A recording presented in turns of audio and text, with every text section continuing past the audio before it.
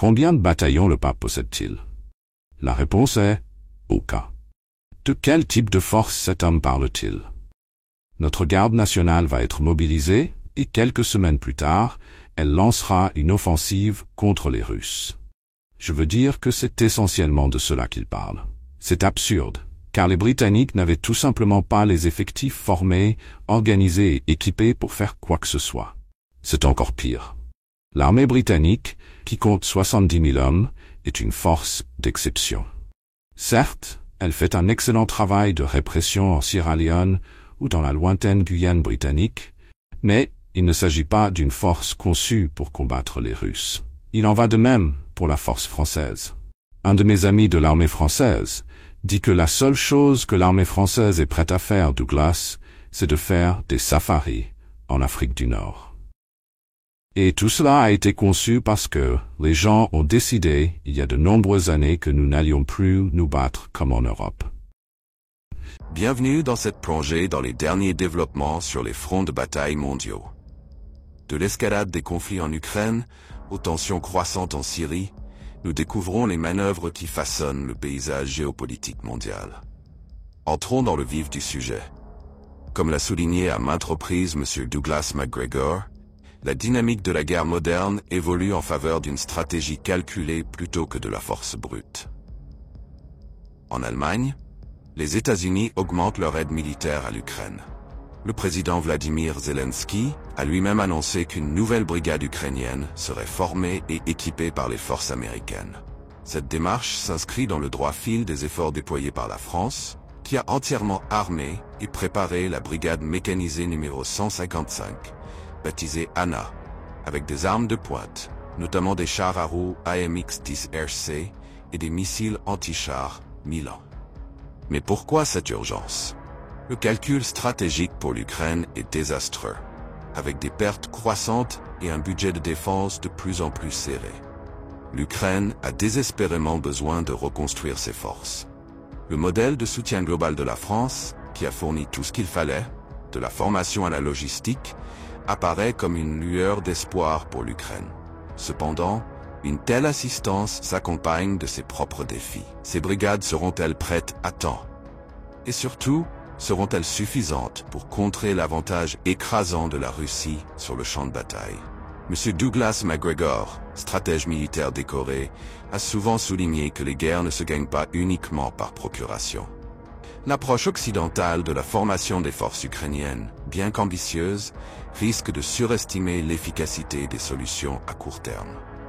Des exemples historiques suggèrent qu'une militarisation rapide sans planification solide à long terme entraîne des lacunes opérationnelles. Pour l'Ukraine, cela soulève une question cruciale. Ces nouvelles brigades peuvent-elles vraiment faire la différence ou ne font-elles que retarder l'inévitable? Qui plus est, les alliés de l'OTAN sont de plus en plus sceptiques quant à la durabilité de ces efforts. Les ressources américaines, déjà mises à rude épreuve par les engagements pris dans d'autres régions, risquent de faiblir sous le poids de paquets d'aides militaires sans fin. La reconnaissance par Zelensky de l'importance de cette initiative révèle un désespoir plus profond, car la survie de l'Ukraine dépend de plus en plus d'un soutien extérieur. Le programme de formation des États-Unis met en lumière les enjeux géopolitiques plus larges de ce conflit. En tant que partenaire de première ligne de l'OTAN, l'Ukraine représente un test pour la détermination de l'Occident face aux avancées de la Russie. Cependant, les complexités sous-jacentes sur le terrain, qui vont des obstacles logistiques à la discorde politique au sein de l'OTAN, ne peuvent être ignorées. La réalité donne à réfléchir. Si ces efforts de formation sont louables, ils mettent en évidence une stratégie réactive, davantage axée sur le colmatage des brèches que sur l'établissement d'une domination. Pour Zelensky et ses alliés, l'heure tourne, et le champ de bataille n'attend personne. Alors que les États-Unis et l'OTAN renforcent les rangs de l'Ukraine, la stratégie de la Russie sur le champ de bataille évolue sur de multiples fronts. Examinons les implications plus larges. Dans la région du Donbass, la stratégie militaire de la Russie continue de démontrer son efficacité. La 90e division de chars équipée de chars modernes T-72 a obtenu des gains tactiques significatifs, repoussant les forces ukrainiennes de plus de 10 km en quelques jours. Avec plus de 10 000 soldats et un arsenal massif, la présence de cette division remodèle le champ de bataille. Ces avancées ne sont pas des incidents isolés. Elles s'inscrivent dans une stratégie plus large et bien coordonnée visant à encercler les bastions ukrainiens et à couper plusieurs lignes d'approvisionnement essentielles. La capacité de la Russie à maintenir ses opérations offensives, même face aux sanctions occidentales, met en évidence la solidité de sa base militaro-industrielle. Contrairement à l'Ukraine, qui dépend fortement de l'aide extérieure, la Russie a misé sur l'autosuffisance pour maintenir un flux constant de ressources vers ses unités de première ligne. Les contre-offensives ukrainiennes, malgré leur bravade, ont échoué à plusieurs reprises à pénétrer les positions fortifiées de la Russie. Les systèmes de défense aérienne et les chars Léopard fournis par l'Occident, bien que technologiquement avancés, s'avèrent insuffisants face aux défenses superposées de la Russie. M. Douglas McGregor a déjà critiqué la dépendance excessive de l'Occident à l'égard de gestes symboliques tels que les livraisons d'armes, arguant que de telles mesures sous-estiment souvent les complexités d'une guerre de haute intensité. La question demeure: combien de temps l'Ukraine pourra-t-elle supporter ces pertes? Les rapports suggèrent que le moral des troupes s'effrite alors que les soldats de la ligne de front sont aux prises avec des approvisionnements inadéquats et des bombardements russes incessants. Même le soutien logistique de l'OTAN est confronté à des goulets d'étranglement, ce qui ne fait qu'aggraver les difficultés de l'Ukraine. La domination de la Russie dans le Donbass est un rappel brutal de sa profondeur stratégique. En démantelant systématiquement les défenses ukrainiennes, Moscou ne se contente pas de gagner des batailles. Elle façonne également le paysage psychologique de cette guerre. Chaque avancée souligne la futilité des efforts de Kiev pour récupérer les territoires perdus, laissant l'Ukraine et ses soutiens occidentaux dans une position précaire. Les forces russes ne se contentent pas de gagner du terrain, elles paralysent également la capacité de contre-attaque de l'Ukraine, en coupant les lignes d'approvisionnement et en ciblant les infrastructures clés. La stratégie de Moscou va au-delà des gains territoriaux. Il s'agit d'une stratégie d'attrition qui affaiblit la volonté et la capacité de résistance de l'Ukraine. Pour l'Ukraine, le chemin à parcourir s'assombrit de jour en jour. Alors que l'Ukraine lutte sur le front oriental, le bloc occidental est confronté à ses propres fractures internes. Ce changement géopolitique nous amène à parler des tensions croissantes autour de l'OTAN. Les tensions augmentent non seulement sur le champ de bataille, mais aussi au sein même de l'OTAN. Des rapports font état de dissensions croissantes entre les États membres, l'Allemagne et la France, s'opposant sur les dépenses et la stratégie militaire. Les déclarations audacieuses du président Emmanuel Macron sur la direction des efforts de défense européens sont accueillies avec scepticisme. D'autant plus que les ressources de Paris sont mises à rude épreuve par ses engagements en Afrique et en Ukraine. Au cœur de cette discorde se trouve une question fondamentale. Combien de temps l'OTAN pourra-t-elle maintenir son front unifié? M. Douglas McGregor a signalé à plusieurs reprises les fissures au sein de l'Alliance, soulignant que les intérêts nationaux divergents sapent souvent les objectifs collectifs. Par exemple, la réticence de l'Allemagne à augmenter les dépenses de défense contraste fortement avec les efforts agressifs de militarisation de la Pologne, ce qui crée des frictions entre les acteurs clés. Pendant ce temps, les priorités de Washington changent. Le président Joe Biden approchant de la fin de son mandat et le retour potentiel de Donald Trump se profilant à l'horizon. Les priorités américaines semblent de plus en plus égocentriques. Les appels de l'Ukraine en faveur d'une adhésion à long terme à l'OTAN et d'une aide militaire supplémentaire sont accueillis avec tiédeur. Ce qui rappelle brutalement que les alliés occidentaux de Kiev pourraient bientôt se lasser d'un conflit sans fin. Les implications des fractures internes de l'OTAN vont bien au-delà de l'Ukraine. Alors que les États membres sont aux prises avec des pressions économiques et des dissensions politiques, la capacité de l'Alliance à répondre aux crises futures est remise en question. Les débats en cours sur l'allocation des ressources et des priorités stratégiques révèlent une crise existentielle plus profonde au sein de l'OTAN. Pour l'Ukraine, cette incertitude se traduit par une diminution du soutien au moment où elle en a le plus besoin. L'épuisement du bloc occidental souligne une dure réalité. Les interventions militaires soutenues ont un coût, tant financier que politique. Le soutien de l'opinion publique dans les principaux pays de l'OTAN s'amenuise, avec des protestations croissantes contre l'augmentation des prix de l'énergie et des dépenses militaires.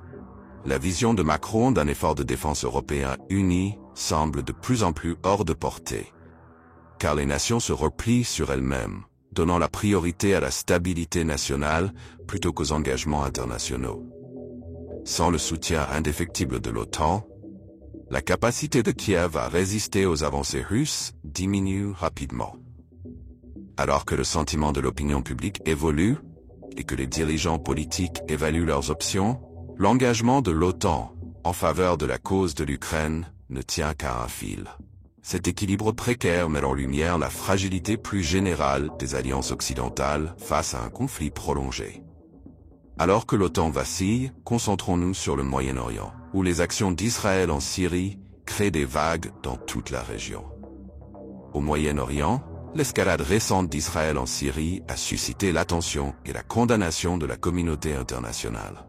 Plus de 350 frappes aériennes ont été lancées par les forces de défense israéliennes, ciblant des équipements militaires syriens stratégiques. Il s'agit notamment d'avions de chasse, de chars, d'usines d'armement et même d'infrastructures défensives, telles que des systèmes de missiles. Pour la première fois depuis plus de 50 ans, les forces israéliennes ont pénétré sur plus de 400 km² en territoire syrien, plus précisément sur les hauteurs du Golan. Les implications de ces actions sont immenses. Le plateau du Golan, longtemps considéré comme une zone litigieuse d'importance géopolitique, n'est pas seulement une zone militaire stratégique, mais aussi une ressource en eau essentielle. L'insistance du Premier ministre Benjamin Netanyahou pour que cette région reste sous contrôle israélien, malgré les protestations syriennes et internationales, a intensifié une situation déjà volatile. Selon M. Douglas McGregor, l'attitude militaire agressive d'Israël reflète une démarche calculée visant à assurer sa domination régionale tout en exploitant l'instabilité actuelle de la Syrie. Les alliés de la Syrie, dont l'Iran et la Turquie, ont condamné avec véhémence ces actions, les décrivant comme des violations flagrantes de la souveraineté et une tentative de faire dérailler la reconstruction post-conflit de la Syrie. Le ministère iranien des Affaires étrangères a qualifié les actions d'Israël d'actes de guerre, tandis que le président turc Erdogan a renouvelé ses appels à la solidarité entre les nations musulmanes pour contrer l'agression israélienne. Pendant ce temps, sur le terrain, les conséquences pour les civils syriens sont dévastatrices. Les taux de déplacement augmentent à nouveau et les infrastructures essentielles ont été décimées, ce qui retarde de plusieurs années les efforts de redressement. Israël défend ses actions comme des frappes préventives contre des menaces potentielles, en particulier les milices soutenues par l'Iran qui opèrent en Syrie. Cependant, les critiques affirment que ces frappes aériennes ont des implications considérables, risquant d'entraîner un conflit régional plus large. L'utilisation par Israël de la technologie avancée des drones et de munitions guidées avec précision souligne l'asymétrie de cet engagement, laissant à la Syrie des moyens limités pour riposter efficacement. L'implication de puissances extérieures ajoute à la complexité de la situation. Les États-Unis ont exprimé un soutien tacite aux actions d'Israël, soulignant leurs préoccupations communes quant à l'influence de l'Iran dans la région. La Russie, en revanche, a critiqué ces frappes, appelant à la retenue et au retour à des solutions diplomatiques. Cette divergence entre les puissances mondiales reflète la nature fragmentée des réponses internationales à la crise syrienne. Les implications plus larges des actions d'Israël vont au-delà des gains militaires immédiats. En ciblant l'infrastructure militaire syrienne et en s'enfonçant dans les hauteurs du Golan, Israël ne fait pas que consolider son emprise sur des territoires contestés. Il envoie également un message clair à ses adversaires. La domination régionale reste sa priorité absolue. La question est maintenant de savoir comment la Syrie et ses alliés réagiront, et si cette escalade pourrait déclencher un conflit plus important au Moyen-Orient. Alors que les tensions s'intensifient à l'échelle mondiale, examinons les ramifications à long terme pour la Russie et ses alliés sur l'échiquier géopolitique. Alors que le monde se concentre sur l'Ukraine et le Moyen-Orient, la Russie veille discrètement mais efficacement à ses intérêts à long terme. Les partenariats stratégiques de Moscou avec des pays comme la Turquie et l'Iran lui ont permis d'exercer une influence considérable sur les plans économiques et militaires. Ces alliances renforcent non seulement la position de la Russie au Moyen-Orient, mais contrebalancent également l'influence des États-Unis et de l'OTAN dans la région. Sur le plan économique, la Russie a réalisé des avancées significatives en développant la coopération énergétique avec des partenaires clés. Son solide réseau d'oléoducs et de gazoducs couvre désormais des régions critiques, assurant un flux régulier de pétrole et de gaz, à la fois aux alliés et aux États neutres. Cette bouée de sauvetage économique a aidé Moscou à contourner l'impact des sanctions occidentales qui, contrairement aux attentes, n'ont pas réussi à paralyser son économie.